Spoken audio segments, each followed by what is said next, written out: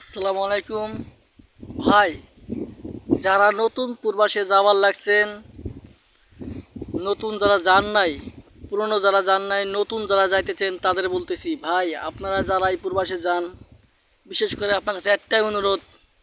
কলিজার ভাইরা, আপনারা বিয়ে করে বউ বাড়ি থেকে বিদেশে যায়েন না। এই জন্যই যায় না ভাই,